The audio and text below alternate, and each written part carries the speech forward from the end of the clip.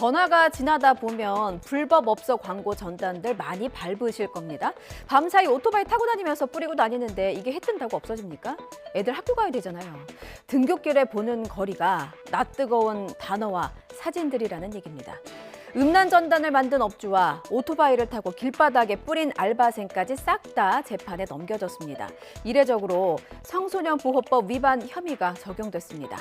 인쇄소에서 뽑은 전단만 10,000장이 넘는데요. 그런데 걸린 게 10,000장이지 실제로 인쇄된 것들, 전국 곳곳에 뿌려진 것들을 생각하면 세 발의 피해일 겁니다.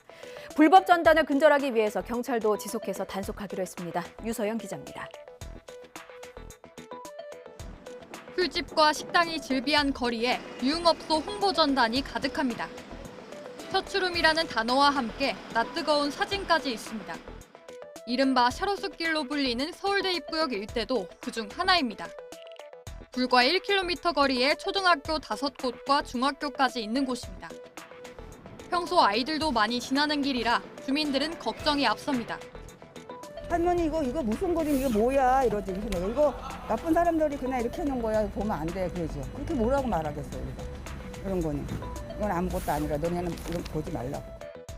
보다 못한 서울대학교 학생들이 직접 나서 전단을 치우면서 화제가 되기도 했습니다. 그 오픈 채팅방 안에서 서로 뭐 지금 또 뿌리셨는데 뭐 하실 분 와서 같이 플로깅 하실 분 뭐 이런 식으로 번개 모임처럼도 하고 그렇게 진행했었습니다. 진짜 심했을 때는 제일 큰 그 종량제 봉투가 한 5-6개 다 꽉 찰 정도로. 경찰은 불특정 다수의 청소년이 이용하는 거리에 뿌려진 해당 전단이 청소년 유해 매체물이라고 봤습니다. 이에 따라 피의자들은 최대 2년 이하의 징역이나 2천만 원 이하의 벌금에 처해질 수 있습니다. 경찰 관계자는 목의 광고물법만 적용할 경우 대부분 과태료 처분에 그쳐 적극 대응하기 위한 취지였다고 설명했습니다. 이들은 또 단속을 피하고자 무등록 오토바이를 타고 다녀 자동차관리법 위반 혐의도 적용됐습니다.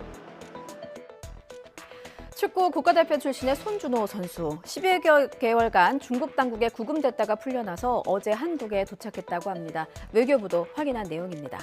손준호 선수는 중국 프로팀에서 활동했었는데요. 지난해 5월 중국 상하이 홍차오 공항에서 가족과 함께 한국으로 귀국하려다 연행됐고 이후에 구류돼 랴오닝성 차오양 공안국의 조사를 받았습니다.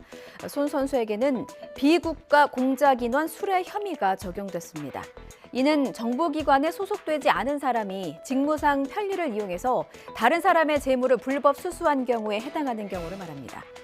중국에서는 축구계의 부패를 척결하는 움직임이 일었는데요.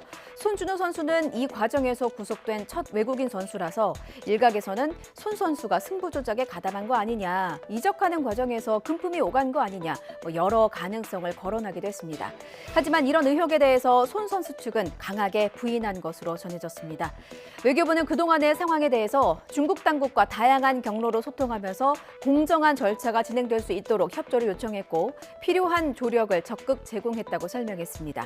다만 손 선수와 관련된 재판이 종결된 것인지 그리고 유무죄의 결과 등 구체적인 내용은 확인되지 않고 있습니다. 지난주 목요일 밤 8시 반쯤 천안의 한 도로에서 고등학생이 차에 치여서 숨지는 일이 있었습니다. 30대 남성 운전자는 과속에 만취 운전에 뺑소니까지 저지른 혐의로 검찰에 넘겨졌습니다. 학생은 늦게까지 독서실에서 공부하다가 집으로 돌아가던 길이었습니다. 피곤한 몸을 누일 새도 없이 그대로 차에 치여서 목숨을 잃었습니다. 천안 신당동의 삼거리로 가보겠습니다. 이 도로는 제한 속도가 시속 50km지만 학생을 칠 당시의 시속은 130km나 됐습니다. 바로 이 장면입니다. 운전자는 학생을 치고도 아무런 구호 조치 없이 그대로 1.6km를 도망쳤습니다.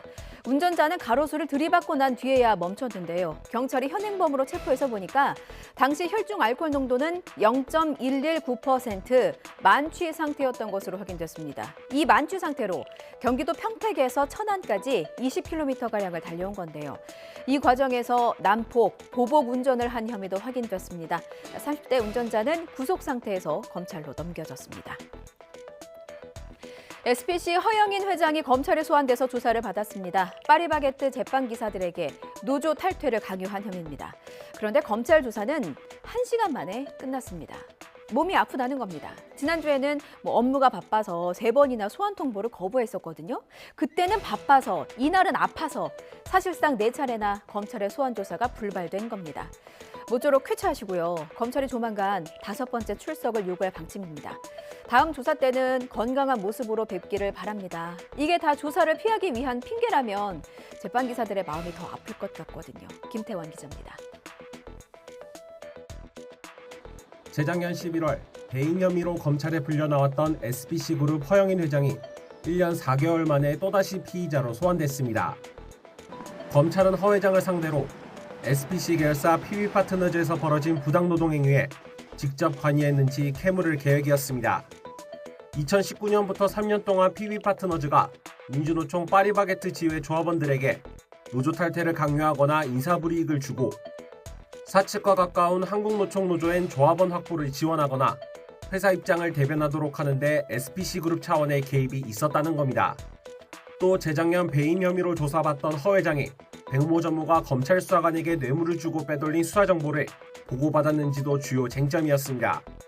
숱한 의혹의 정점인 허 회장이 검찰에 출석했지만 사실상 조사는 이뤄지지 못했습니다. 검찰은 지난 22일 부당노동 행위에 허 회장도 관여했다고 진술한 황재복 SBC 대표를 구속 기소했는데 허 회장이 황 대표 기소 내용 등을 토대로 검찰 수사에 대비하려고 일부러 지연 전략을 쓰고 있다는 분석이 나오기도 했습니다.